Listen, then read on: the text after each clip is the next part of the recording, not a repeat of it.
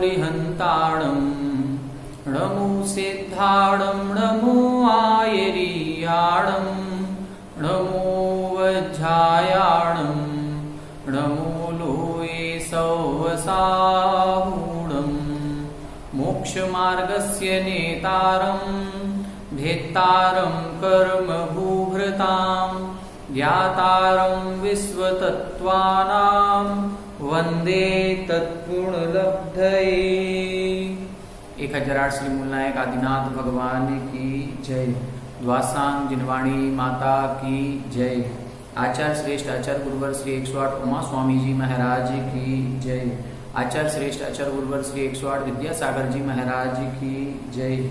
जगत पूज्य निर्यापक श्रमण मुनि पुंगव श्री 108 सुधा सागर जी महाराज की जय। समस्त मुनि संघ की जय। 7वें अध्याय के सूत्रों का उच्चारण करेंगे। हिंसा नृतस्तेया ब्रह्म परिग्रहेभ्यो विरतिर्वृतम्। हिंसा नृतस्तेया ब्रह्म परिग्रहेभ्यो विरतिर्वृतम्। देश शर्वतोड़ु महति तत्स्थैर्यार्थं भावनाः पंच पंच। वांग मनोबुद्धिर्यादान निक्षेपण समित्यालोकितपान भोजनानि पंच। क्रोध लोभ भीरुत्व हास्य प्रत्याख्या नान्यनु वीचि भाषणं च पंच। शून्यागार विमोचितावास परोपरोधाकरण भैक्ष शुद्धि सधर्मा विसंवादाः पंच। स्त्री राग कथा श्रवण तन मनोहरांग निरीक्षण पूर्वरतानुस्मरण वृश्रेष्ठ रस्व शरीर संस्कार त्यागाः पंच।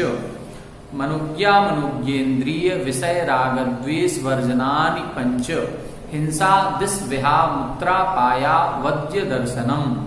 दुख मेव वा मैत्री प्रमोद कारुण्य माध्यस्थ्यानि च सत्व गुणाधिक्लिश्यमाना विनयेषु। जगत काय स्वभावौ वा संवेग वैराग्यार्थम प्रमत्त योगात प्राण व्यपरूपणम हिंसा। असदविधान मनृतम अदत्ता दानम स्तेयम। मैथुन ब्रह्म मूर्छा परिग्रह निःशल्यो व्रती। अगार्य नगारश्च अणुवृतोगारी। दिग्देशानर्थ दंड विरति सामायिक प्रोषधोपवासोपभोग परिभोग परिमाणातिथि संविभाग व्रत संपन्नश्च। मारणांतिकीं सल्लेखनां जोषिता। शंका कांक्षा विचिकित्सान्य दृष्टि प्रशंसा संस्तवाः सम्यक दृष्टे रतिचाराः। व्रतशीलेषु पंच पंच यथाक्रमम्। बंध वधच्छेदाति भारारोपणान् पान निरोधाः। मिथ्योपदेश रहो व्याख्यान कूटलेख क्रिया न्यासापहार साकार मंत्र भेदाः। यहां तक कल अपना हो गया था। एक बार कल के सूत्रों का अर्थ पुनः देख लें। कल अपन लोगों ने श्रावक के 12 व्रतों की चर्चा की थी। 12 व्रतों में सामान्य से संक्षिप्त अपन ने सभी व्रतों का वर्णन उसमें पढ़ लिया था। फिर इसके बाद 12 व्रतों को धारण करने के बाद सल्लेखना धारण करनी चाहिए। 12 व्रतों का फल ही सल्लेखना रूप कहा गया है। हम कोई भी धार्मिक क्रिया कर रहे हैं उसका फल केवल एक ही है कि हमारा समाधि पूर्वक मरण हो। आचार्य समंत्रभद्र स्वामी ने रत्नकंडक श्रावकाचार में लिखा है, अंतः क्रियाधिकरणम तपः फलम सकल दर्शिनः स्तुवते। कि अंतः क्रियाधिकरणम मतलब जो मरण के समय में क्रिया की जाती है, जो सल्लेखना है, वो तपः फलम मतलब संपूर्ण जीवन में जो व्रत उपवास तप आदि किया है उसका फल कहा गया है। तस्मात् यावत विभवम इसलिए अपनी पूर्ण शक्ति के साथ, अपने पूर्ण वैभव के साथ उस समाधि मरण में प्रयास करना चाहिए। तो ये संपूर्ण व्रतों का हमारे संपूर्ण जो साधना हमने जीवन भर में की है, उस साधना का परीक्षा जिसको हम कहें, वो परीक्षा है सल्लेखना। और उस सल्लेखना में यदि हम उत्तीर्ण हो जाते हैं तो फिर हमारा, जैसा हमने कल बताया था कि पूरा संसार काल यदि एक बार भाव पूर्वक जैसे संलेखना की जाती है वैसे कर ली यदि हमने, तो नियम से 7 या 8 भाव में मोक्ष होना निश्चित है। ठीक है, अब कैसे की जाती है, तो कल हमने बताया था सत लेखना। सल में सत निकलेगा, तो सत का मतलब है अच्छी प्रकार से लेखन करना। लेखन करने का मतलब होता है क्रस करना। किसको करना है क्रस? कसाय को और काय को। कसाय अंतरंग परिणामों को भी हम कम करेंगे, मंद से मंदतर, मंदतर से मंदतम की ओर जाएंगे, और काय को भी क्रस करेंगे। काय को कैसे क्रस करेंगे? जो भोग हमने पहले भोग चुके हैं उन सभी भोगों को छोड़ते हुए पहले आहार का, अन्न की वस्तु का त्याग करेंगे, फिर दूध आदि का भी त्याग करेंगे, फिर कांजी आदि ली जाती है, जो गर्म पानी है उस गर्म पानी आदि को या छाछ आदि को लिया जाता है, पुनः उसका भी त्याग करते हुए केवल जल लेते हैं, फिर पुनः उसका भी त्याग करते हुए चारों प्रकार के आहार जल का त्याग किया जाता है। तो इससे क्या होगा? धीरे धीरे शरीर क्रस होता जाएगा, और धीरे धीरे शरीर क्रस होगा। फिर उसके बाद हम अपने मन को सभी विकारी परिणामों से हटा करके नमोकार मंत्र में अपने मन को लगाते हुए पंच परमेष्ठी का, पंच नमस्कार मंत्र का स्मरण करते हुए इस शरीर का त्याग करते हैं। ये समाधि मरण या संलेखना कहलाती है। तो मरण के अंत समय, मतलब हमारा जब अंतिम समय है उस समय संलेखना पूर्वक मरण करना चाहिए। ठीक है, तो यहां कैसे करना चाहिए? जोशिता एक शब्द लिखा है, इसका मतलब है प्रीति पूर्वक, अपने मन से, उत्साह पूर्वक, ऐसा नहीं किसी की जोर जबरदस्ती से। हमारे मन में महाव्रत आदि को अंगीकार करने की भावना होनी चाहिए, समाधि पूर्वक मरण करने की भावना होनी चाहिए। तो इस प्रकार की भावना पूर्वक संलेखना की जाती है। ये संलेखना आत्मघात नहीं है। आत्मघात कसाय पूर्वक होता है। जब हमें जीने के साधन नजर नहीं आते हैं तब हम मरण की ओर प्रस्तुत होते हैं, वो तो कहलाता है आत्मघात। और जब यहाँ मरण सामने उपस्थित हो जाए कि अब हमें कोई भी बचने की आशा नहीं है, हम किसी भी कारण से कितने भी उपाय करें मरण होना निश्चित है, तब जाकर के निह प्रतिकारे शब्द दिया। उस उपसर्गे दुर्भिक्षे जरसी रुजायाम च निह प्रतिकारे, कि ये चारों परिस्थितियां उत्पन्न होने पर वो भी निह प्रतिकारे, जिसका कोई भी इलाज, कोई भी उपचार संभव नहीं है, ऐसी परिस्थिति में मरण को स्वीकार करना, खुशी खुशी अपने मन की इच्छा पूर्वक हमारे सारे विषय भोगों को त्याग करते हुए, मन से पंच परमेष्ठी का स्मरण करते हुए शरीर का त्याग करना, ये संलेखना कहलाती है। इसके बाद अतिचारों का वर्णन किया था। तो सबसे पहले सम्यक दर्शन के अतिचार बताए थे। सम्यक दर्शन के 5 अतिचार, जो उसके 8 अंग हैं, उन 8 अंगों के विपरीत 8 दोष बताए थे। उन 8 दोषों में से 5 दोष इधर इन्होंने ले लिए, शंका, कांक्षा, विचिकित्सा, फिर इसके बाद अन्य दृष्टि प्रशंसा और अन्य दृष्टि संस्तव। शंका यानी जिन वचन में शंका हो जाना, संदेह हो जाना, आगामी विषय भोगों की कामना हो जाना, ये कांक्षा है। मलिन शरीर को देख करके घृणा का भाव उत्पन्न हो जाना, ये विचिकित्सा है। और अन्य दृष्टि प्रशंसा और अन्य दृष्टि संस्तव, अन्य धर्म वाले या अन्य कुदेवी कुदेवताओं को पूजने वाले या अन्य कोटे देव, कोटे शास्त्र, कोटे गुरु, इनकी मन से प्रशंसा करना। अब वचनों से नहीं, यदि मन से हमारे उनके प्रति प्रशंसा का भाव आ रहा है कि ये बहुत अच्छे हैं, इनकी पूजा पाठ करने से या इनकी शरण में आने से सांसारिक सारे कष्ट मिट जाते हैं, सारी परेशानियां दूर हो जाती हैं। हमारा पड़ोसी देखो उधर जाता था, इसलिए उसके सारी परेशानियां दूर हो गई। अब मन में इस प्रकार का यदि चिंतन आ रहा है तो ये अन्य दृष्टि प्रशंसा कहलाएगी। और यदि हमने वचनों से कह दिया तो अन्य दृष्टि संस्तव हो जाएगा। और यदि काय से किया तब तो मिथ्या दृष्टि हो गई। अभी तो ये 2 सम्यक दर्शन में दोष लगाएंगे, लेकिन जैसे ही हम काय से यदि दूसरे की प्रशंसा आदि कर देते हैं, काय से नमस्कार कर लेते हैं, तो फिर जाकर के वो क्या हो जाएगा, फिर अन्य दृष्टि का पूरा जो लोक मूर्ता या 6 अनायतन है उनमें ये आ जाएगा। ठीक है, तो उससे हमारा दोष ही नष्ट, सम्यक दर्शन ही नष्ट हो जाएगा। ठीक है, अब आगे इन्होंने बताया था व्रत और शील, अर्थात व्रत और जो 7 शील बताए थे, उन व्रत और 7 शीलों के भी क्रमशः 5-5 अतिचार जानना चाहिए। पहले अहिंसा व्रत के 5 अतिचार बताए, बंध, वध, छेद, अतिभारारोपण और अन्नपान निरोध। बंध का मतलब बताया था, देखें अब इधर अहिंसाणुवृत्ति है, वो त्रस्त जीवों की हिंसा नहीं करेगा। तो अब जब उसने त्रस्त जीवों की हिंसा का त्याग कर दिया है, अब यदि उसके घर में कोई गाय बैल आदि पशु जानवर आदि पालतू जानवर हैं, तो वह उनको बंध इस तरह से नहीं बांधेगा कि उनको कष्ट परेशानी हो जाए। बंधन तो करता है उनका, लेकिन जैसे रात्रि में सोएगा तो उनके बंधन को ढीला छोड़ देगा, इतना ढीला छोड़ देगा कि कोई परेशानी आने पर वो भाग सकें। यदि मान लो उसने ढीला नहीं छोड़ा और टाइट बांध दिया, और मान लो आगे जाकर के और कहीं आग आदि लग जाती है, कोई दुर्घटना हो जाती है और उनका घात होता है, तो उसको दोष लगता है। तो ऐसा बंध नहीं करेगा। वध, किसी भी जीव को मारेगा नहीं। छेद, उनके अंगोपांगों का छेदन नहीं करेगा। अतिभारारोपण, अतिभारारोपण का मतलब है उनके ऊपर अत्यंत भार का आरोपण नहीं करेगा। खेती आदि करने में बैल की जितनी शक्ति है उतनी शक्ति से उनका काम लेगा, उतनी खेती करवाएगा।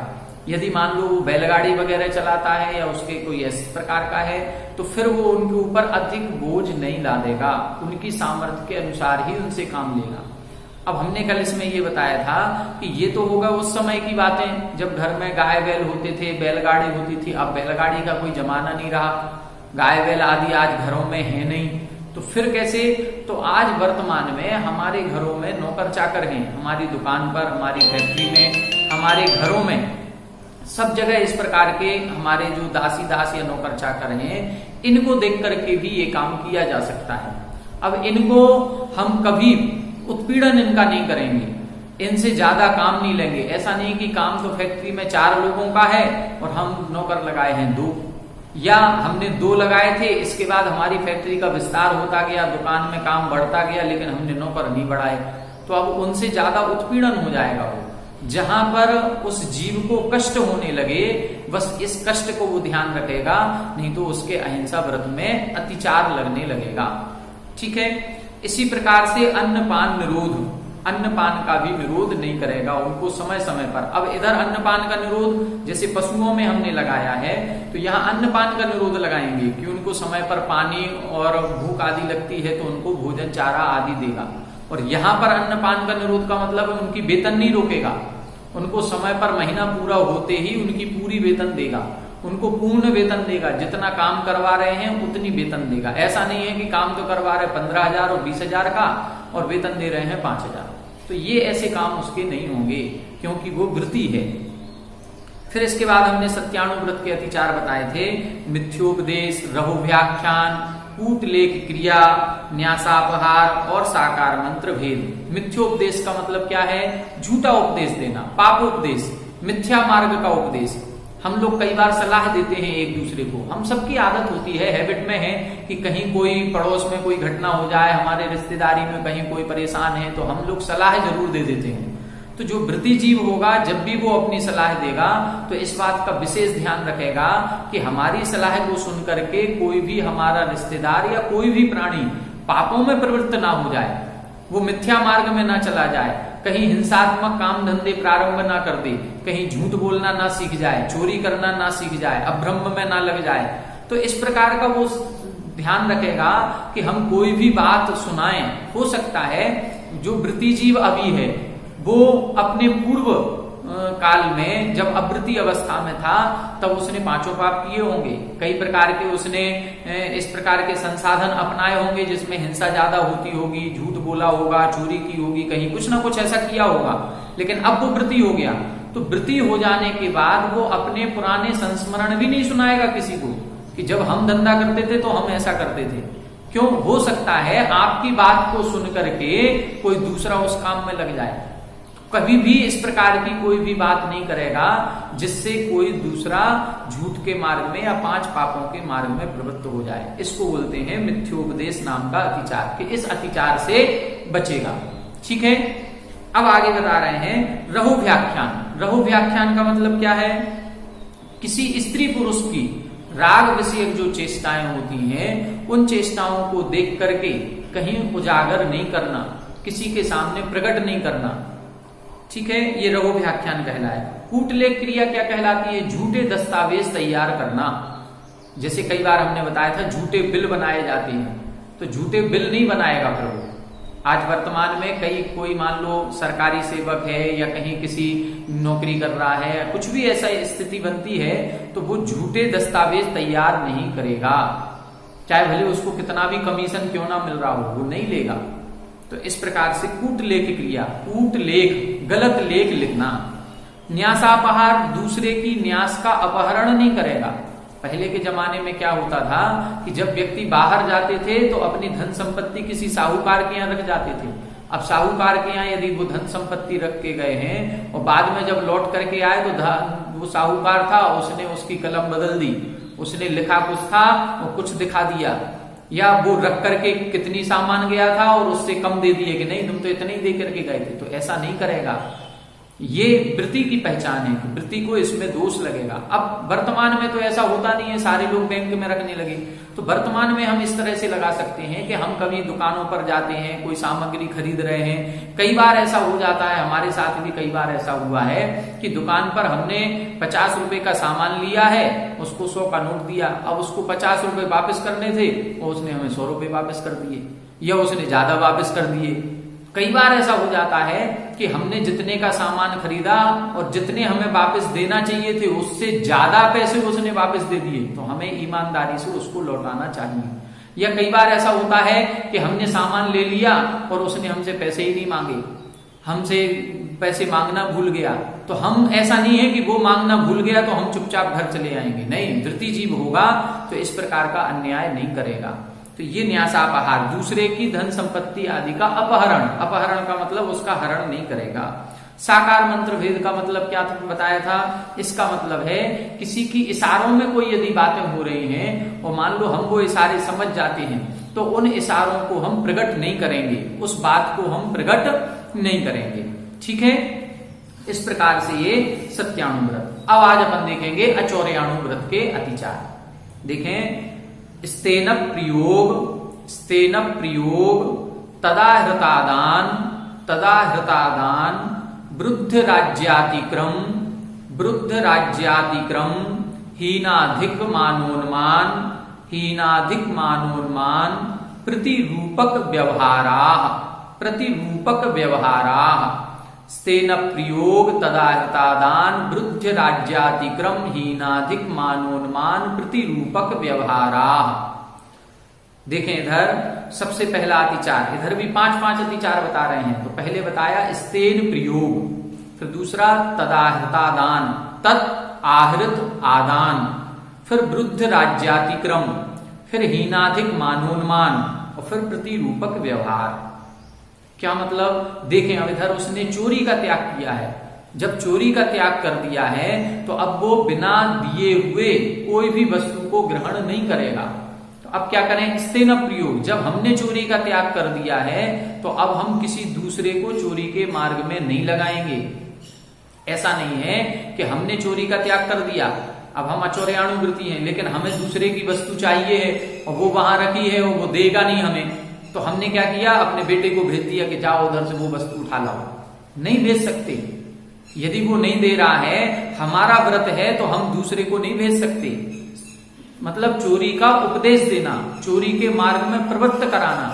स्तेन प्रयोग, ठीक है, अथवा कृत कारित अनुमोदना, तीनों आ जाएंगे। कृत का तो हमारा त्याग हो ही गया, अब कारित और अनुमोदना, मन वचन काय तीनों से हम ना दूसरे से करवाएंगे, और यदि कोई हमें उठा करके वो वस्तु ला करके दे देता है तो हम उसको भला भी नहीं कहेंगे, उसकी अनुमोदना भी नहीं करेंगे। यदि करते हैं तो दोष आ जाएगा।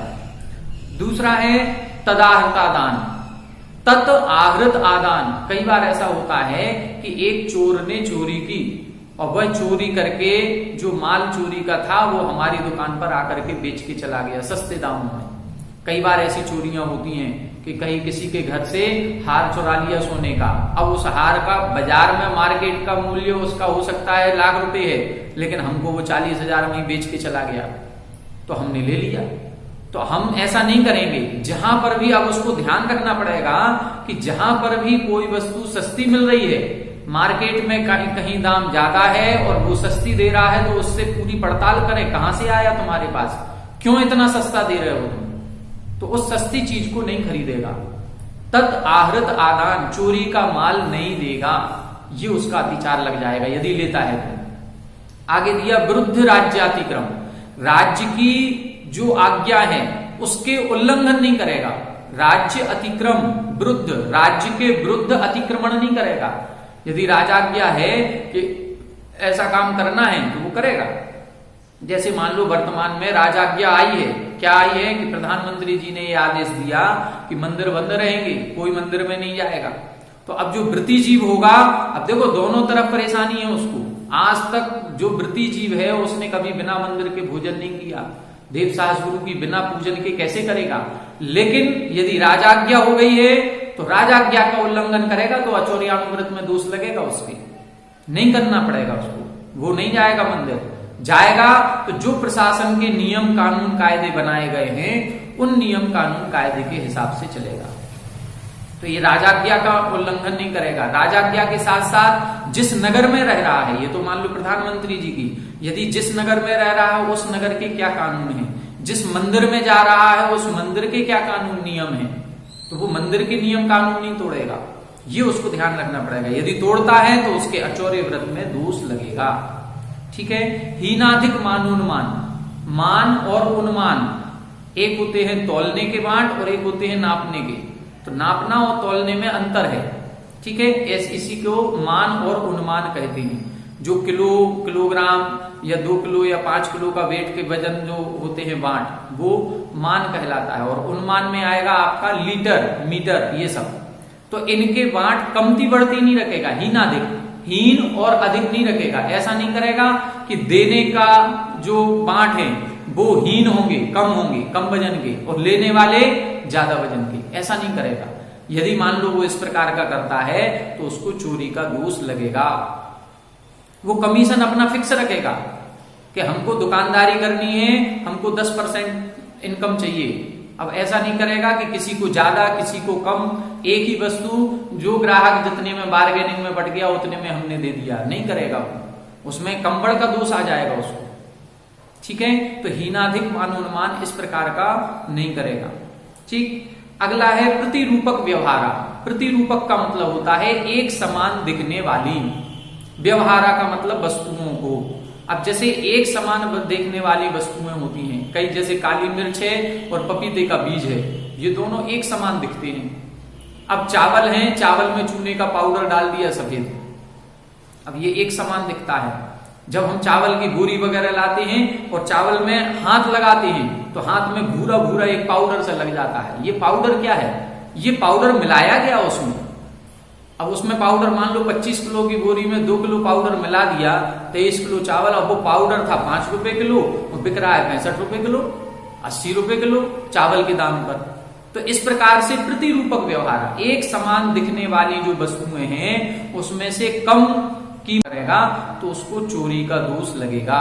वो अचौर्यानुव्रत में, अब देखो उसने साक्षात चोरी नहीं की, किसी के माल का अपहरण नहीं किया, लेकिन चोरी का ये भाव तो कर लिया, किसी दूसरे से ज्यादा ले लिया, कोई वस्तु छुपा ली कि कम कीमत की वस्तु थी उसको छुपा करके और बाहर उसमें दूसरी में मिला दिया। तो इस प्रकार की ये काम नहीं करेगा। क्या क्या नहीं करेगा? स्तेन प्रियो, चोरी का उपदेश नहीं देगा। तदाहृतादान, चोरी के द्वारा खरीदा हुआ माल नहीं खरीदेगा। विरुद्ध राज्यातिक्रम, अर्थात राज्य के विरुद्ध कार्य नहीं करेगा। हीनाधिक मानोन्मान, कमती या बढ़ती नाप तोल के बांट नहीं रखेगा। और प्रतिरूपक व्यवहार, और एक समान दिखने वाली वस्तुओं को मिलाकर के अधिक कीमत में नहीं बेचेगा। ये चोरी का अचौर्यानुवृत्ति, इसका ध्यान रखेगा। एक बार की बात है, एक गांव का कोई आदमी था, वो गांव का आदमी शहर आता था और शहर में एक किराने की दुकान पर अपना माल दे जाता था। ठीक है। अब वो जो दुकानदार था शहर का, वो क्या करता था, कम बांट रखता था, खरीदने के अलग और बेचने के अलग। अब वो हमेशा उससे लेता था तो वो ठीक है, कम में लेता था और ज्यादा में देता था। तो अब एक बार वो जो गांव का आदमी था वो वहां से शक्कर लेकर के गया, दाल लेकर के गया। उन्होंने कहा 2 किलो दाल दे दो, तो 2 किलो दाल लेकर के चला गया। अब वो 2 किलो की जगह उधर 1 किलो 700 ग्राम ही रहती थी, 300 ग्राम कम हो गई 2 किलो में, 1 किलो में 150 ग्राम कम, इस प्रकार का था उसका। अब एक बार क्या हुआ, उस दुकानदार ने उस गांव वाले से कहा कि क्यों भाई, तुम गांव से आते हो, कभी मावा घी वगैरह कुछ तुम्हारे यहाँ होता हो तो वो ले आना। तो उसने कहा हमारे यहाँ तो बहुत होता है, हम ले आएंगे। अब वो वहां से लेकर के आया, 2 किलो घी ले आया और 2 किलो घी ला करके दुकानदार को दिया। अब दुकानदार ने जैसे ही वो 2 किलो घी लिया और घी को तौल करके देखा तो वो 1 किलो 700 ग्राम निकला। तो वो दुकानदार बहुत गुस्से में आ गया।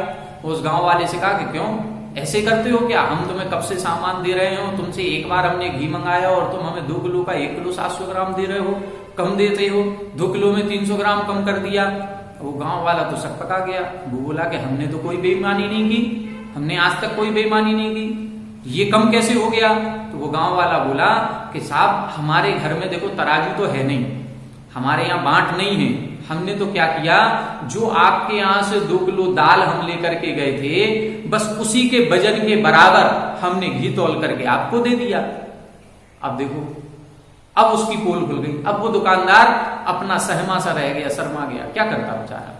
तो इस प्रकार के काम नहीं करेगा कि हीनाधिक मानोन्मान हो जाए। अब उस गांव वाले की क्या गलती, वो उसी से 2 किलो लेके गया था, तो जितनी ले गया उतनी ही मात्रा का घी तौल करके उसने उसको दे दिया। तो जैसे के साथ तैसा ही होता है। इसी प्रकार हम लोग भी जहां पर भी इस प्रकार के चोरी आदि के भाव करेंगे या कहीं कुछ इस प्रकार का हमारे साथ होता है तो ये हमें उतना ही पापबंद होता है और इसका परिणाम हमें अगले भवों में भोगना पड़ेगा। अगला देखें अब इधर ब्रह्मचर्याणु व्रत। ब्रह्मचर्याणु व्रत में क्या है, ब्रह्मचर्याणु व्रत में उसने नियम लिया है कि हम अपनी ही पत्नी के साथ भोग करेंगे। अब अन्य स्त्रियों के साथ उसने माता बहन पुत्री का व्यवहार किया है। अब क्या होगा, इसके अतिचार देखें। पर विवाह करणे त्वरिका, पर विवाह करणे त्वरिका, पर विवाह करणे त्वरिका, परिगृहीता, परिगृहीता, 2 बार पढ़ेंगे, परिगृहीता, परिगृहीता, गमनानंग क्रीड़ा, गमनानंग क्रीड़ा, काम तीव्राभिनिवेशा, काम तीव्राभिनिवेशा, पर विवाह करणे त्वरिका, परिगृहीता, परिगृहीता, गमनानंग क्रीड़ा, काम तीव्राभिनिवेशा। देखें, पर विवाह करण पहला, फिर करणे ये लिखा है, ए का ई बन जाएगा, इत्वरिका, पर विवाह करण, फिर इत्वरिका, परिगृहीता, फिर निकलेगा अपरिगृहीता। परिगृहीता परिगृहीता 2 बार लिखा है तो एक बार तो निकलेगा परिगृहीता और एक बार निकलेगा अपरिगृहित। तो परिगृहित और अपरिगृहित, इत्वरिका, तो इत्वरिका परिगृहित गमन, इत्वरिका अपरिगृहित गमन, फिर अनंग क्रीड़ा और फिर काम तीव्राभिनिवेशा।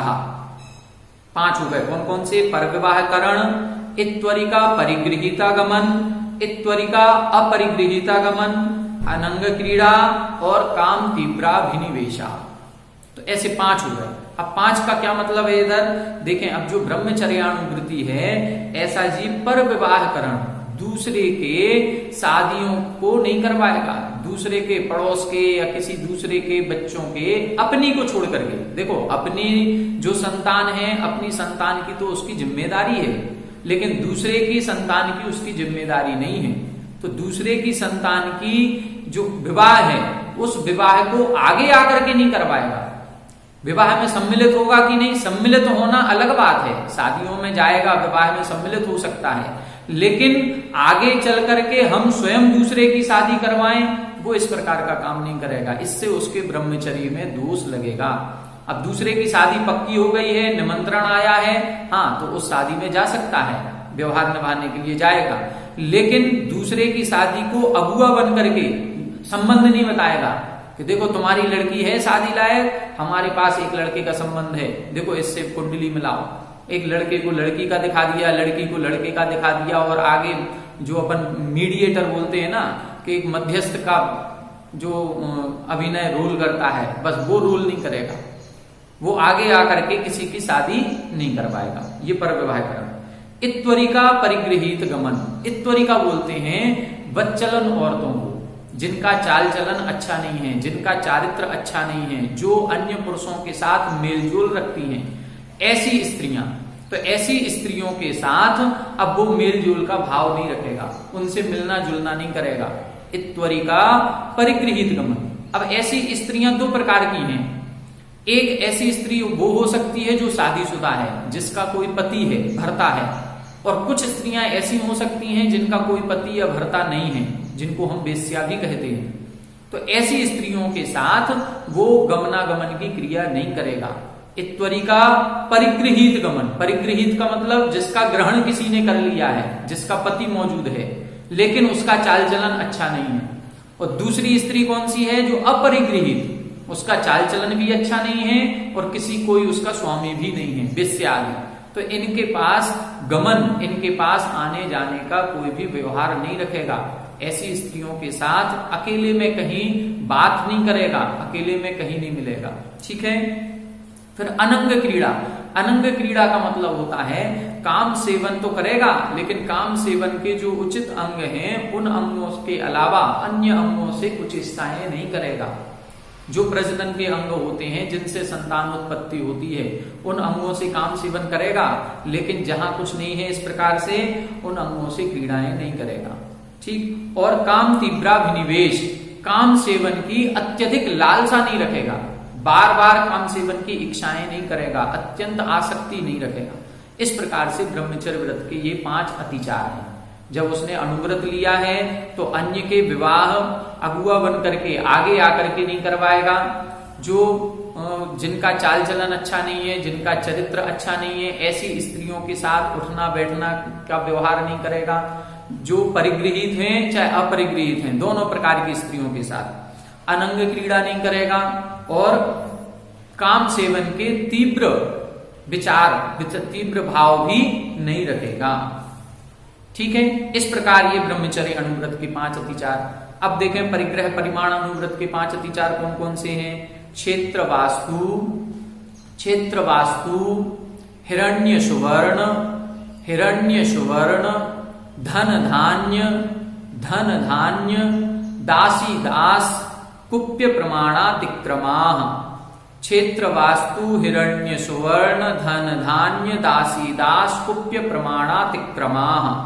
यहां बता रहे हैं क्षेत्र वास्तु, यहां दो का जोड़ा है ये, क्षेत्र वास्तु, फिर हिरण्य सुवर्ण, धन धान्य, दासी दास और फिर कुप्य प्रमाण अतिक्रमा, प्रमाण का अतिक्रमण करना। पहले स्थिति समझे, परिग्रह परिमाण व्रत किसे कहा था? परिग्रह परिमाण व्रत में उसने अपने 10 प्रकार के परिग्रह की मर्यादा ली थी, प्रमाण किया था उसने कि हम इससे ज्यादा नहीं रखेंगे, उनकी मर्यादा सीमा का उल्लंघन नहीं करेंगे। जैसे उसने नियम लिया कि हम 10 एकड़ जमीन खेती की रखेंगे, इससे ज्यादा नहीं रखेंगे। हम 2 मकान रखेंगे, इससे ज्यादा नहीं रखेंगे। हमारे पास 300 ग्राम सोना रहेगा, इससे ज्यादा नहीं रखेंगे। हम 5 किलो चांदी रखेंगे, इससे ज्यादा नहीं रखेंगे। इतना धन वैभव सब चीजों का, कपड़े बर्तन आदि सबका जो उसने परिमाण किया है उस परिमाण का उल्लंघन नहीं करेंगे।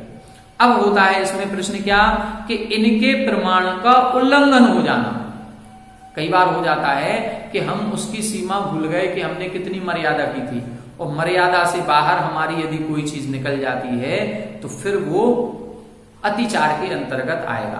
तो क्षेत्र, क्षेत्र का मतलब क्या है? खेत, जमीन। अब आजकल खेत, मान लो किसी के पास खेत है तो खेत, और नहीं है तो हमारे पास प्लॉट होते हैं। हम लोग जो इन्वेस्टमेंट कर रहे हैं वो प्लॉट के रूप में कर रहे हैं, तो वो क्षेत्र। वास्तु का मतलब मकान, बने हुए मकान, कितने मकान रखेंगे। अब उस मकान में भी हम स्क्वायर फीट की मर्यादा कर सकते हैं कि हमारे मकान तो होगा एक, लेकिन कितना बड़ा होगा, कितना छोटा होगा, ये मर्यादा हमें अपने अनुसार करनी है। आगम में इसका कोई वर्णन नहीं है, ये हमें अपनी अनुकूलता, अपने वैभव को, अपनी शक्ति को देख करके करनी है। हिरण्य, हिरण्य का मतलब चांदी, सुवर्ण का मतलब सोना। धन, धन बोलते हैं जैसे अपना रुपया पैसा है, या पहले जो गाय बैल आदि होते थे उनको ही धन कहा जाता था। पशुधन, पशुधन कहा जाता था। गोधन, गजधन, वाजधन, अरुरतन धन खान। तो ऐसा गोधन, गजधन, वाजधन ये होता था। हाथी, घोड़े, गाय बैल जितने जिसके पास हैं वो उतना अमीर कहलाता था, तो वो धन हो गया। या आज हम रुपया पैसा करते हैं तो रुपये पैसे को भी धन के रूप में स्वीकार करेंगे। धान्य का मतलब होता है अनाज। अब अनाज, आज यदि खेती बाड़ी है तो हम अनाज को ले सकते हैं कि हम 300 बोरे गेहूं रखा है कि 500 बोरे चना रखा है, क्या है। अथवा हमारी दुकान में माल कितना रखा है, हम जिस चीज का भी व्यापार करते हैं उसका माल कितना, तो तो वो धान्य का भी परिग्रह हो जाएगा। दासी दास का मतलब नौकर चाकर हो जाएंगे। कुप्य का मतलब बर्तन, और इस कुप्य का मतलब कपड़े वस्त्र आदि होता है, आभूषण आदि हो सकते हैं। और इसके साथ में एक शब्द और जोड़ देते हैं, भांड। भांड का मतलब होता है बर्तन। हालांकि सूत्र में इन्होंने नहीं दिया है, वो इसी कुप्य के अंतर्गत सब कुछ ग्रहण हो जाएगा। तो यहां इन्होंने ये इनके प्रमाण का अतिक्रमण करना, ये परिग्रह परिमाण अनुव्रत के 5 अतिचार हैं। ठीक है, इसके बाद देखें, अब ये इधर तक 5 अनुव्रत पूरे हो गए। अब 5 अनुव्रतों के बाद 3 गुणव्रत। 3 गुणव्रत में सबसे पहला कौन सा था? दिग्व्रत। तो अब दिग्व्रत के अतिचार बता रहे हैं, देखें। ऊर्ध्वाधस त्रियक व्यतिक्रम क्षेत्र वृद्धि स्मृत्यंतराधानानि ऊर्ध्वाधस त्रियक व्यतिक्रम क्षेत्र वृद्धि स्मृत्यंतराधानानि ऊर्ध्वाधस त्रियक व्यतिक्रम क्षेत्र वृद्धि स्मृत्यंतराधानानि। यहां पर भी 5 अतिचार बताए हैं। पहले दिग्व्रत को समझे। दिग्व्रत क्या था? दिग्व्रत में हमने अपने आने जाने की 10 दिशाओं की मर्यादा की थी। वो भी कब तक के लिए? जीवन पर्यंत के लिए। जीवन पर्यंत हम पूर्व दिशा में इतने किलोमीटर तक जाएंगे, पश्चिम दिशा में यहां तक जाएंगे, दक्षिण दिशा में यहां तक जाएंगे। तो 10 दिशाओं के आने जाने का नियम लिया था। अब उनके प्रमाण का उल्लंघन हो जाना, यदि भूल चूक कई बार हो जाता है, हम भूल जाते हैं, नहीं ध्यान रहा और आगे बढ़ गए, या कभी हो जाता है कि जब हमने व्रत लिया था तब हमारा बिजनेस व्यापार जो था वो बिजनेस व्यापार कम चलता था। अब धीरे धीरे बिजनेस व्यापार ज्यादा चलने लगा और ऐसी जगह से चलने लगा, वहां से जहां डिमांड आ रही है, ऑर्डर आ रहा है, जहां हमारी सीमा के बाहर है, तो हमने धीरे से वो सीमा बढ़ा ली। यदि इस प्रकार का काम हो रहा है तो ये अतिचार कहलाएगा। देखें अतिचार 5 कौन कौन से? ऊर्ध्व, अधः, त्रियक। 3 शब्द दिए, ऊर्ध्व, अधः, त्रियक। व्यतिक्रम का मतलब है इनका उल्लंघन होना, जो मर्यादा बांधी इसका उल्लंघन। ऊर्ध्व व्यतिक्रम, अधः व्यतिक्रम और त्रियक व्यतिक्रम। तो 10 दिशाएं हैं, 10 दिशाओं में ऊपर की दिशा का उल्लंघन ऊर्ध्व व्यतिक्रम, नीचे की दिशा का उल्लंघन अधः व्यतिक्रम, और जो 8 दिशाएं बची वो त्रियक। तो त्रियक व्यतिक्रम का मतलब उन 8 दिशाओं का उल्लंघन होना।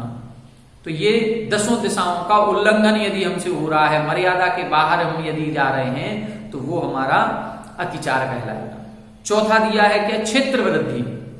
क्षेत्र वृद्धि का मतलब जब हमने बताया ना कि जैसे व्यापार बढ़ गया, तो जब हमने नियम लिया था, जब तो 200 किलोमीटर तक का लिया था, लेकिन अब क्या हो गया? हमारा व्यापार बढ़ रहा है तो हमने 200 की जगह 300 कर दिया, 300 की जगह 400 कर दिया। तो इसको यदि परिमाण को बढ़ा रहे हैं तो ये बढ़ाने का भी अतिचार लग जाएगा, दोष लग जाएगा। ठीक है, कई बार ऐसा होता है कि हमने जो नियम लिया वो ऐसा लिया था कि दक्षिण दिशा में 500 किलोमीटर और उत्तर दिशा में 300 किलोमीटर। अब 500-300 इधर था, 500 इधर था 300, लेकिन उल्टा हो गया। जहां हमारे 500 की सीमा ली थी वहां 300 के आगे हमें जाने ही नहीं पड़ता है, व्यापार ही नहीं चलता। और जहां 300 की ली थी वहां हमारा व्यापार और आगे बढ़ रहा है। तो हमने क्या किया? जहां 500 थी वहां की घटा के 300 कर ली, और जहां 300 थी वहां की बढ़ा के 500 कर ली। तो कई बार ऐसे भी कर लेते हैं। टोटल तो 800 ही है, हाँ टोटल तो 800 है, लेकिन ऐसे नहीं चलेगा। जो दिशा की जितनी मर्यादा है उस मर्यादा को उतना ही मानना पड़ेगा, और यदि उस मर्यादा के बाहर हम जा रहे हैं तो फिर हमें उसका दोष लगेगा। अगला है स्मृति अंतराधान। स्मृति का मतलब स्मरण और अंतराधान का मतलब भूल जाना। क्यों? क्योंकि जब हमने ये नियम लिया, हो सकता है हमारी उम्र 20 वर्ष हो सकता है 8 वर्ष अंतर मुहूर्त में पंचम गुण स्थान हो जाता है तो वो हो सकता है 30 वर्ष की हो। अब हमें ये नियम लिए हुए 20 साल, 25 साल, 30 साल। अब 25 साल पहले हमने व्रत लिए थे, अब ध्यान ही नहीं कि हमने क्या मर्यादा ली थी। तो यदि हम उस मर्यादा को भूल जाते हैं तो भी दोष लगेगा। भले उस मर्यादा का उल्लंघन नहीं हुआ, मर्यादा का उल्लंघन नहीं हुआ तो भी उस मर्यादा को ध्यान रखना है कि हमने नियम लिया था तो कितनी मर्यादा कौन सी दिशा में की थी, ये चीज हमें ध्यान रहना चाहिए। ये अपने व्रत के प्रति बहुमान कहलाता है। ठीक है, या तो हम बहुत प्रसिद्ध मर्यादा ले लें कि हम पूरी भारत की सीमा के बाहर नहीं जाएंगे, तो हमें जीवन पर्यंत याद रहेगी। लेकिन यदि हम अलग अलग ले रहे हैं हर दिशा की, तो फिर हमें उसको कहीं डायरी पर कहीं ना कहीं नोट करके रखना चाहिए, जिससे हम भूलें नहीं। यदि भूल जाते हैं तो दोष लगेगा। तो यहाँ ये दिग्व्रत के 5 अतिचार, ऊर्ध्व व्यतिक्रम, अधा व्यतिक्रम, त्रियक व्यतिक्रम, ये 10 दिशाओं के हो गए। फिर क्षेत्र वृद्धि, क्षेत्र का वृद्धि कर लेना, और स्मृति अंतराधान या फिर मर्यादा का भूल जाना। इसके बाद देशव्रत के अतिचार देखें अब। आनयन, आनयन, प्रेष्य प्रयोग, प्रेष्य प्रयोग, शब्द रूपानुपात, शब्द रूपानुपात, पुद्गलक्षेपः, पुद्गलक्षेपः, यहां बता रहे हैं आनयन, प्रेष्य प्रयोग, शब्द रूपानुपात, पुद्गलक्षेपाः। आनयन, प्रेष्य प्रयोग, शब्द रूपानुपात, पुद्गलक्षेपाः। देखें यहां 5 कौन कौन से हैं? आनयन, फिर प्रेष्य प्रयोग, फिर लिखा है शब्द रूपानुपात, तो अनुपात शब्द दोनों में लगाएंगे, शब्दानुपात, रूपानुपात, फिर पुद्गलक्षेपः। 5 हो गए। कौन कौन से? आनयन, प्रेष्य प्रयोग, शब्दानुपात, रूपानुपात और पुद्गलक्षेप। इसमें देखें ये कैसे लगेगा, ये देशव्रत है। देशव्रत में हमने क्या किया? देशव्रत में हमने ये नियम लिया था, दिग्व्रत तो पूरे जीवन पर्यंत के लिए था, उसकी मर्यादा भी ज्यादा थी कि हम पूरी भारत की सीमा के बाहर नहीं जाएंगे जीवन पर्यंत, ये दिग्व्रत। देशव्रत हमने लिया था कि इन 4 महीने हम नगर की सीमा के बाहर नहीं जाएंगे, या हमने नियम लिया इन 10 दिन पर्यूषण के आ गए, यहां हम अपनी कॉलोनी के बाहर नहीं जाएंगे, या आज हमने नियम लिया कि आज हम सुबह 11 बजे से लेके शाम को 7 बजे तक अपने घर के बाहर नहीं जाएंगे। अब क्या होगा? अब कई बार ऐसी स्थिति बनेगी कि हम घर के अंदर हैं और हमें घर के बाहर की कोई वस्तु की आवश्यकता है, तो क्या होगा? अब हम आनयन, आनयन का मतलब घर के अंदर कोई व्यक्ति है, अब हम तो जा नहीं सकते बाहर, तो हमने घर के अंदर से किसी को भेज करके वो वस्तु मंगा ली, ये आनयन। आनयन का मतलब हम जा नहीं सकते, लेकिन हमने मर्यादा के बाहर की वस्तु को यदि मंगवाया है तो ये आनयन दोष लगेगा। प्रेष्य प्रयोग का मतलब है किसी वस्तु को नहीं मंगवाना था, लेकिन हमें कोई बैंक का काम था, किसी दुकानदार को कहीं पैसे देने थे, या कहीं कोई शहर का काम करना था, तो हमने घर से किसी को भेज करके या यहीं से फोन करके किसी से कहा कि भाई वो बैंक में पेमेंट कर देना, उस दुकानदार को ये पेमेंट दे देना। तो हमने वो बाहर का जो काम आज हमें करना था, उस काम को हमने किसी दूसरे से करवाया, तो ये प्रेष्य प्रयोग। प्रेष्य प्रयोग यानी भेजना, आनयन यानी बुलवाना, बाहर की वस्तु को अंदर बुलवाना, प्रेष्य प्रयोग अंदर के व्यक्ति को बाहर भेज के काम करवाना। ठीक है, फिर क्या किया? आनयन हो गया, प्रेष्य प्रयोग। अब शब्दानुपात, रूपानुपात। अब देखें, ना तो हम जहां हैं वहां कोई व्यक्ति है और ना हमारा किसी से संपर्क हो पा रहा है, तो अब हम क्या करेंगे? अब हमें काम तो करवाना है। अब काम करवाना है तो हम शब्दानुपात, जोर जोर से खांसेंगे, आवाज लगाएंगे, या कुछ ऐसी आवाज करेंगे जिससे कोई हमको देख ले। अब हम मान लो घर के अंदर हैं, घर के बाहर नहीं जाना है, मान लो हमने नियम लिया हम अपने कमरे से बाहर नहीं जाएंगे। अब सबको भी पता है, ये घर वालों को, कि ये कमरे से बाहर नहीं आएंगे, आज इनके 8 घंटे का नियम है।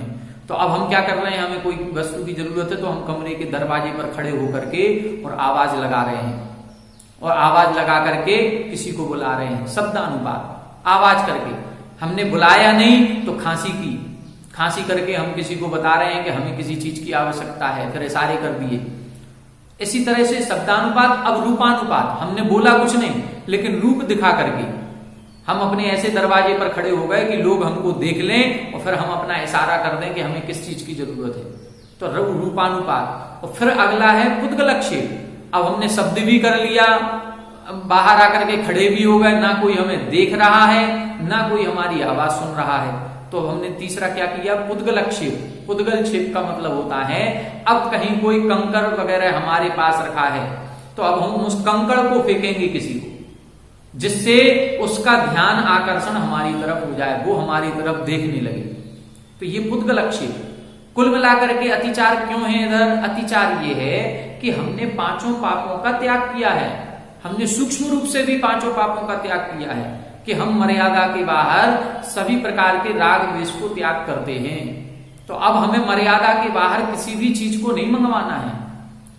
अब आज वर्तमान में परिस्थितियां ऐसी हो गई कि यदि आपके पास मोबाइल है, आपके पास लैपटॉप है और आप लैपटॉप और मोबाइल रख करके यदि बंद कमरे में बैठ गए तो आप एक दिन क्या, आप तो 10 दिन भी निकाल लेंगे।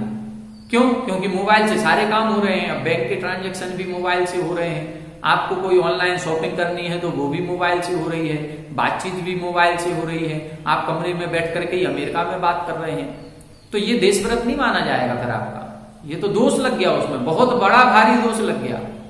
तो जो देशव्रती होगा वो अपनी सीमा के बाहर ना तो कोई फोन लगाएगा और ना किसी का फोन आएगा तो बात करेगा। फोन आएगा तो वो पहले देखेगा किसका फोन आ रहा है। यदि सीमा से बाहर के किसी व्यक्ति का फोन आ रहा है तो वो बात नहीं करेगा, राग द्वेष परिणाम नहीं करेगा, कोई बाहर की वस्तु मंगवाएगा नहीं, कोई बाहर की वस्तु है उसका प्रयोग नहीं करेगा। तो ये सारी बातों का उसको ध्यान रखना पड़ेगा, तब देशव्रती कहलाएगा। नहीं तो फिर उसको उस देशव्रत में अतिचार लगेगा। देखें, व्रत लेना और व्रत का पालन करना निरतिचार बहुत कठिन है, सामान्य नहीं है। तीर्थंकर प्रकृति की भावनाओं में हमने देखा था शील व्रतेश्व नतिचार। तो क्यों लिया तीर्थंकर प्रकृति के बंदे के आश्रय के कारणों में? ये सामान्य नहीं है। तो शील व्रतेषु अनतिचार, शील व्रतों में अतिचार नहीं लगने देना। ठीक है, अब आगे क्या बताया फिर इधर इन्होंने, ये हो गए देशव्रत के 5। तो आनयन यानी अपने यहां से भेज करके किसी को मंगवाना, प्रेष्य प्रयोग बाहर से कोई काम करवा लेना, शब्दानुपात अपना चेहरा दिखा करके, वो अपनी कोई आवाज करके, खांसी आदि करके अपना काम करवाना, रूपानुपात अपना चेहरा दिखा करके करना, और पुद्गलक्षेप यानी कोई कंकड़ आदि फेंक करके किसी को अपनी ओर आकर्षित करके अपना काम करवाना। तो ऐसे ये देशव्रत के 5 अतिचार हैं। अब देखें तीसरा है अनर्थ दंड व्रत। अनर्थ दंड व्रत के 5 अतिचार कौन कौन से? देखें सूत्र, कंदर्प कौत्कुच्य, कंदर्प कौत्कुच्य, मौखर्या, मौखर्या, समीक्षाधिकरणोपभोग, समीक्षाधिकरणोपभोग, परिभोगानर्थक्यानि, परिभोगानर्थक्यानि, कंदर्प कौत्कुच्य मौखर्या समीक्षाधिकरणोपभोग परिभोगानर्थक्यानि, कंदर्प कौत्कुच्य मौखर्या समीक्षाधिकरणोपभोग परिभोगानर्थक्यानि। यहां बता रहे हैं अनर्थ दंड व्रत के 5 अतिचार कौन कौन से। सबसे पहले कंदर्प, फिर कौत्कुच्य, फिर मौखर्य, फिर असमीक्षाधिकरण, फिर उपभोग, परिभोग, अनर्थक्य। क्या मतलब इनका?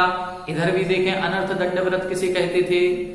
हमने जो दिग्व्रत देशव्रत की मर्यादा ली है, अब इस दिग्व्रत देशव्रत की मर्यादा के बाहर अंदर हम सब कुछ घूम सकते हैं, किसी भी वस्तु का प्रयोग कर सकते हैं। लेकिन अब अनर्थ दंड व्रत ये कहेगा कि जो प्रयोजन भूत है वो काम करो, जो प्रयोजन भूत नहीं है वो मत करो।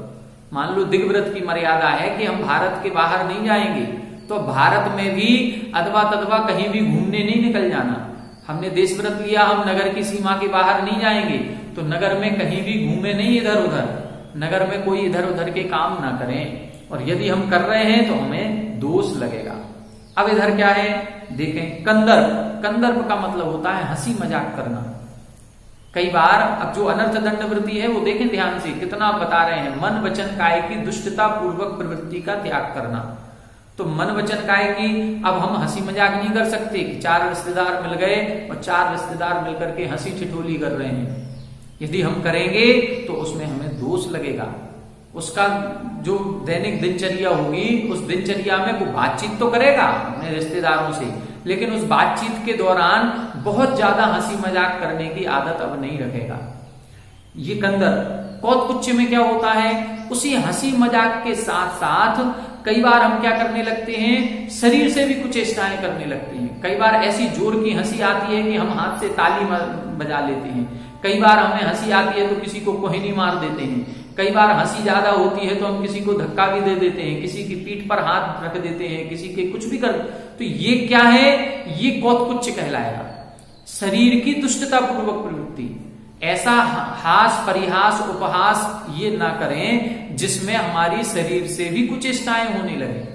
एक तो होता है जोर जोर से हंसना, कोई बात ऐसी आ गई कि जिसमें बहुत जोर जोर से हंसी आ गई, बहुत जोर जोर से नहीं हंसेगा, मतलब भद्दा मजाक जिसको हम कहते हैं, वो भद्दा मजाक नहीं करेगा, ना जोर से हंसेगा, ना किसी के साथ इस प्रकार का मजाक करेगा।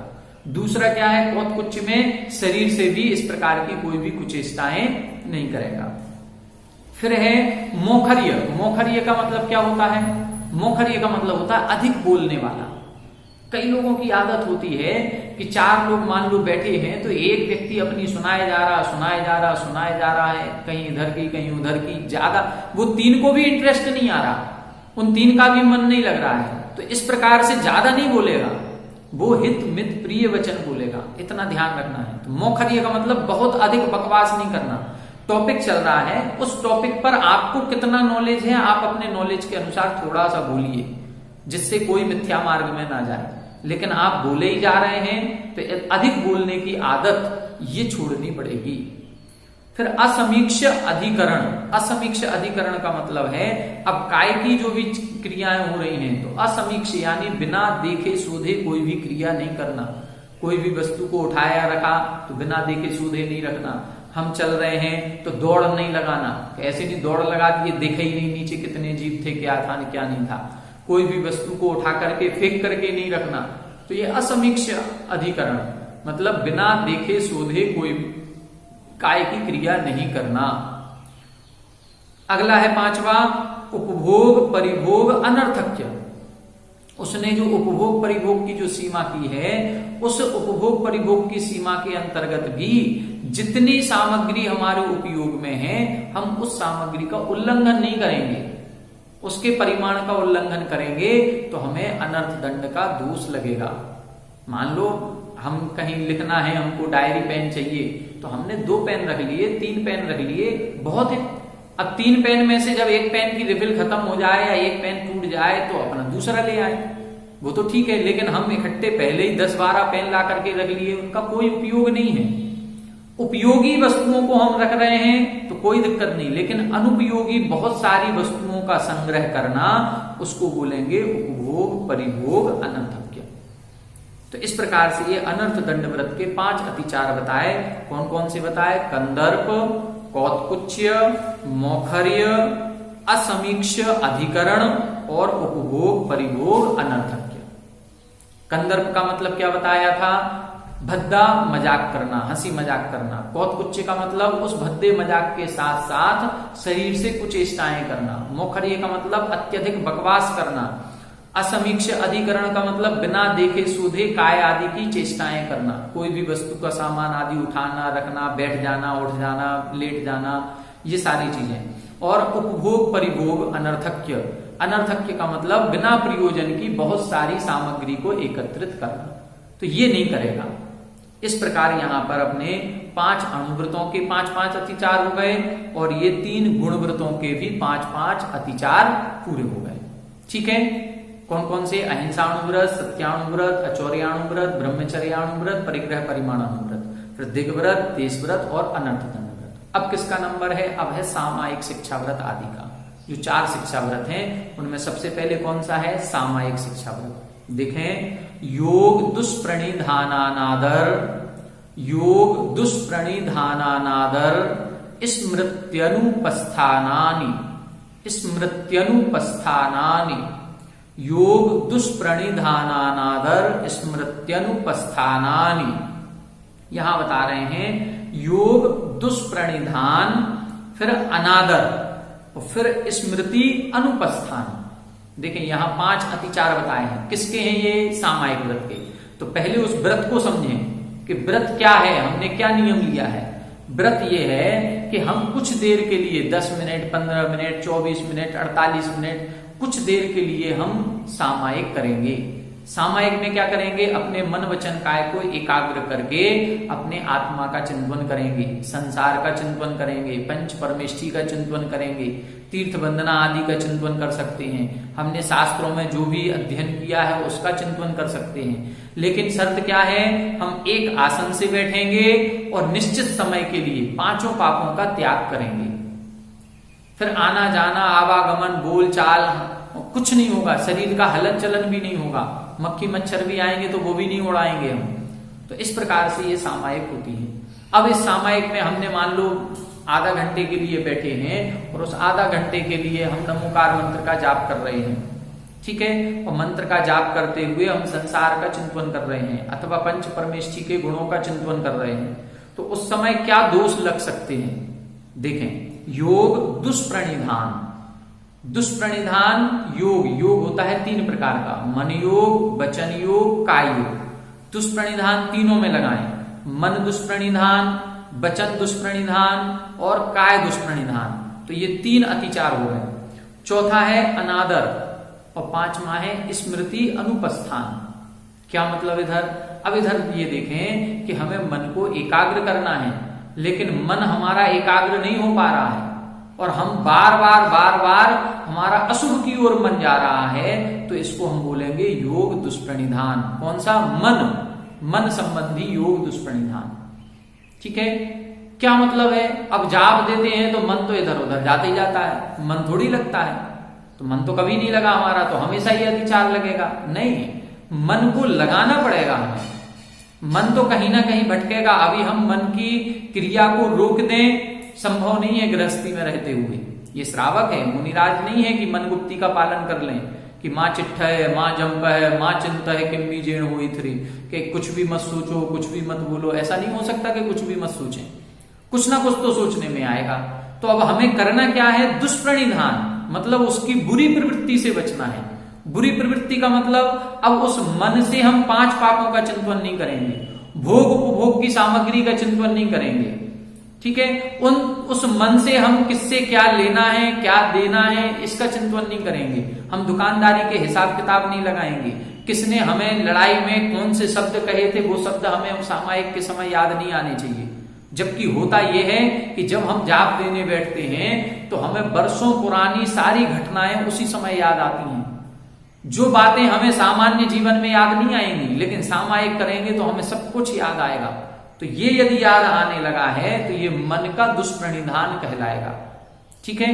तो मन की दुष्प्रवृत्ति नहीं करनी है, मन को हमें एकाग्र करना है। या तो मंत्र में एकाग्र करें, मंत्र में एकाग्र नहीं कर पा रहे हैं तो शुभ सोचें, मंदिर के बारे में सोचें, तीर्थ वंदना के बारे में सोचें, जो आगम में हमने पढ़ा है, 3 लोक की संरचना पढ़ ली, उस संरचना के बारे में सोचें। जम्बूद्वीप कैसा है, सुमेरु पर्वत कैसा है, अकृत्रिम चैत्यालय कहाँ पर हैं, कैसे होते हैं, 458 अकृत्रिम चैत्यालय अपन ने समझ लिए, कौन कौन से चैत्यालय कहाँ कहाँ हैं, देवों में कहाँ कहाँ, ये सोच सकते हैं। संसार का चिंतन करें कि संसार कितना असार है, अब संसार की असारता का चिंतन कर सकते हैं, मोक्ष के स्वरूप का चिंतन कर सकते हैं, सिद्ध परमेष्ठी के गुणों का चिंतन कर सकते हैं, लेकिन हम मन को अशुभ में नहीं लगाएंगे। अशुभ का मतलब क्या हो गया, हमने बता दिया, हम हिसाब किताब नहीं लगाएंगे उस समय कि दुकानदारी में किसको कितना लेना है, कितना देना है।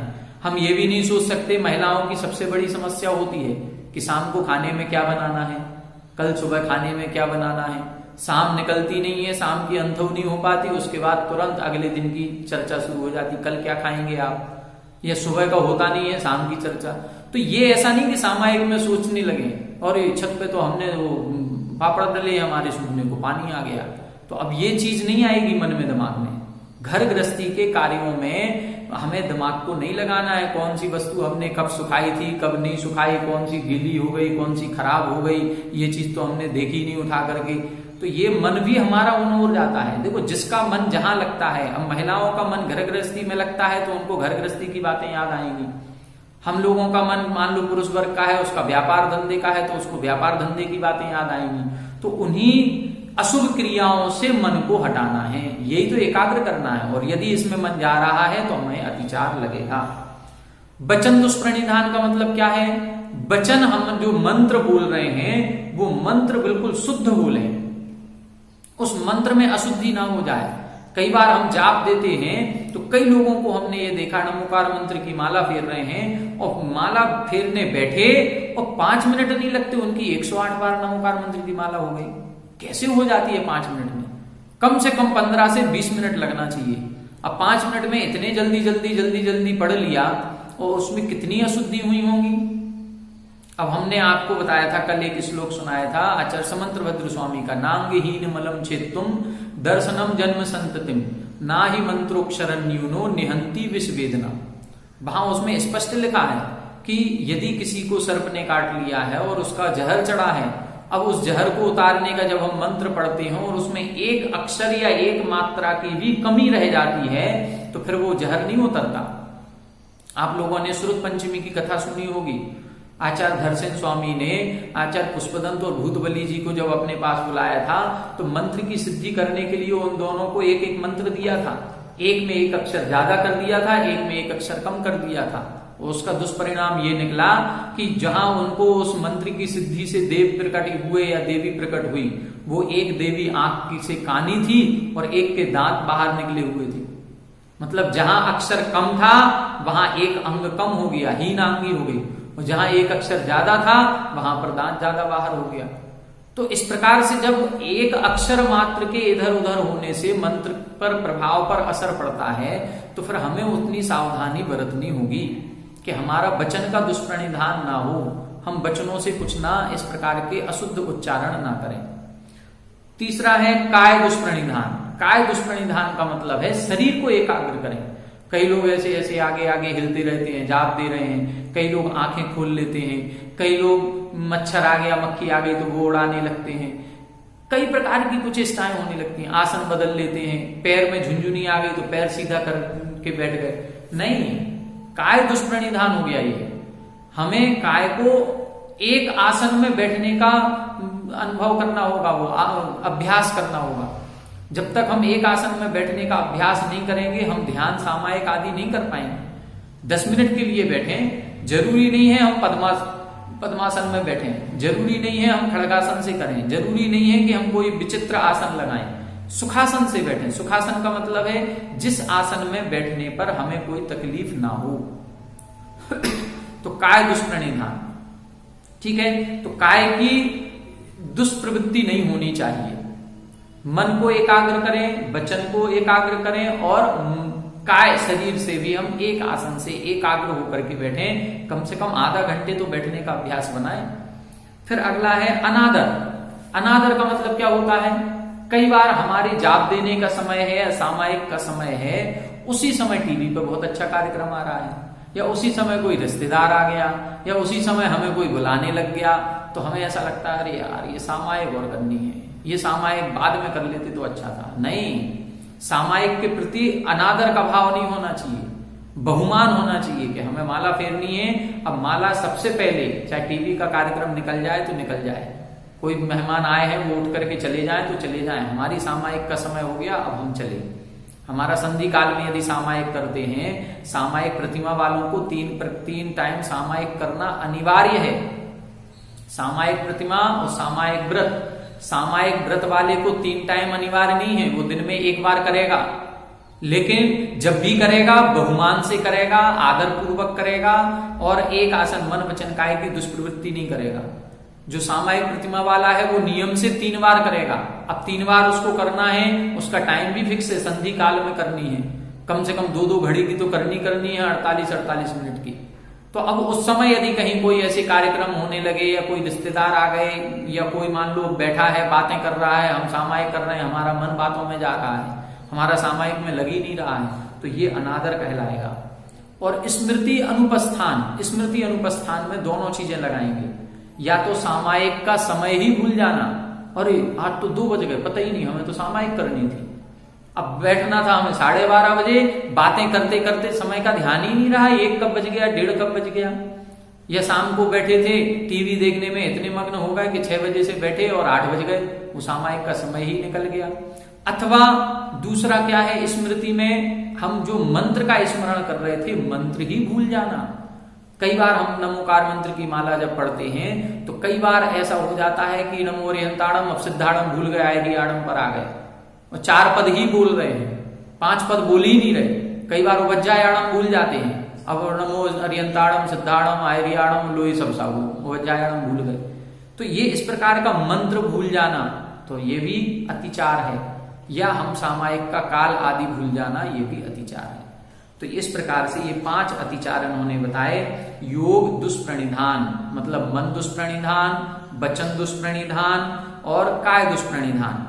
फिर इसके बाद अनादर यानी बहुमान का नहीं होना, और फिर स्मृति अनुपस्थान यानी भूल जाना, मंत्र का भूल जाना या अपने सामायिक के काल आदि को भूल जाना। इस प्रकार से ये सामायिक व्रत के 5 अतिचार होते हैं। 33 सूत्र हुए हैं। अब बाकी सूत्र अपन कल करेंगे। 6 सूत्र और बचे इस अध्याय के, उनका अपन कल अध्ययन करेंगे। आज इतना ही। आज अपन ने क्या पढ़ा, 2 मिनट में अपन रिवीजन कर लेते हैं। आज अपन ने देखा था अचौर्याणु व्रत से अतिचार। अचौर्याणु व्रत के 5 अतिचार बताए। स्तेन प्रयोग, हम चोरी नहीं करेंगे लेकिन चोरी के लिए प्रेरित भी नहीं करेंगे। यदि प्रेरित करते हैं तो दोष लगेगा। तदाहर्ता दान, चोरी के द्वारा चुराए हुए माल को ग्रहण करना, उस वस्तु को ग्रहण करना।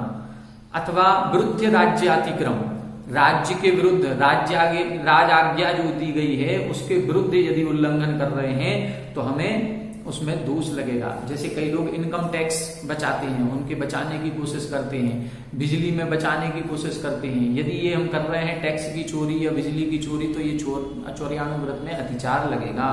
हीनाधिक मानोन्मान, छोटे कमती बढ़ती बांट रखना।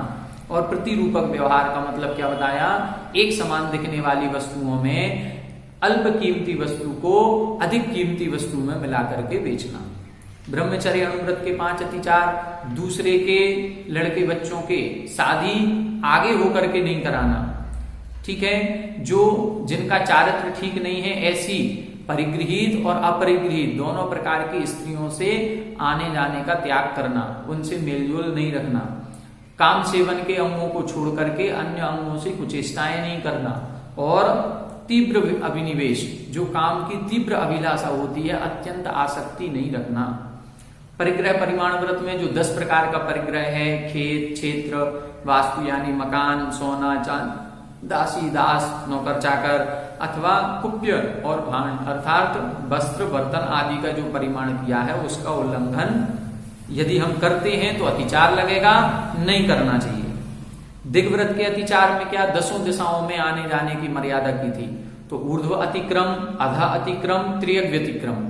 ठीक है, तो इनकी ऊर्ध्व दिशा का उल्लंघन हो जाना, अधो दिशा का। ऊर्ध्व अधो कैसे लगाएं, ऊर्ध्व का मतलब कई बार हम प्लेन में जाते हैं, फ्लाइट से जा रहे हैं। अब फ्लाइट में यदि हम जा रहे हैं तो हमें पहले उसका पता करना पड़ेगा कि ये फ्लाइट कितनी ऊंचाई तक जाती है। यदि हमारा उसका नियम है तो हम उतनी ऊंचाई पर नहीं जाएंगे, हम उस फ्लाइट से नहीं जाएंगे। ठीक है, जो डोमेस्टिक होती हैं उनकी ऊंचाई कम होती है, लेकिन जो फॉरेन कंट्री के लिए जाती हैं उनकी ऊंचाई ज्यादा होती है। तो हमें अपनी मर्यादा भी उसी प्रकार से करनी होगी। अधा का मतलब है खदान आदि में, कुएं आदि में कई बार उतरना पड़ता है। तो कहीं ऐसे प्रसंग ना बन जाए कि कहीं हम भौरे में उतर रहे हैं, तो अब हमारा ये पता होना चाहिए कि किसी मंदिर के नीचे, वो जमीन के नीचे कितने मंजिल का मंदिर है, कहां तक हम नीचे जा सकते हैं, हमारी मर्यादा 50 फीट की है कि 100 फीट की है, कितनी है, उस मर्यादा के अनुसार। क्षेत्र वृद्धि का मतलब अपनी इनका उल्लंघन नहीं किया लेकिन अपनी क्षेत्र को ही, सीमा को बढ़ा लिया, वो क्षेत्र वृद्धि। और स्मृति अंतराधान का मतलब है सीमा जो हमने बांधी थी उसको भूल जाना। ठीक, फिर देश व्रत में बताया था जिस सीमा के अंदर हम बैठे हैं यहां से किसी को भेज करके कोई सामान बाहर से मंगवाना अथवा बाहर का यहां से भेज करके कोई काम करवाना, ये प्रेष्योपयोग। शब्द आदि बोल करके किसी को आकर्षित करना, बताना अपना काम, रूप आदि को दिखा करके अपना काम कराना, और पुद्गल आदि का क्षेपण करके, कंकड़ पत्थर आदि फेंक करके अपनी ओर आकर्षित करना। अनर्थ दंड व्रत के अतिचार में भद्दा हंसी मजाक करना, भद्दे हंसी मजाक के साथ साथ कौतकुच्य, शरीर से कुछ चेष्टाएं करना, अत्यधिक बकवास बोलने की आदत होना, असमीक्ष अधिकरण, बिना देखे शोधे कोई भी वस्तुओं को उठाना रखना, और भोग उपभोग अनर्थक्य, जो उपभोग परिभोग की सामग्री है उसको बिना प्रयोजन अधिक सामग्री का इकट्ठा करना, एकत्रित करना। सामायिक व्रत के 5 अतिचार, मन दुष्प्रणिधान, वचन दुष्प्रणिधान, काय दुष्प्रणिधान, स्मृति का भूल जाना, ठीक है, मंत्र आदि का भूल जाना अथवा सामायिक के समय आदि को भूल जाना। इस प्रकार से ये 5-5 अतिचार यहाँ अपन ने सामायिक व्रत तक देख लिए। अब इसमें आगे पुरुषोपास व्रत के 5 अतिचार बताएंगे, भोगोपभोग परिमाण व्रत के 5 अतिचार और फिर सल्लेखना के 5 अतिचार। उसके बाद दान की चर्चा करेंगे। ये कुछ विषय अपने रह गए, इनको अपन कल देखेंगे। सभी को जय जय।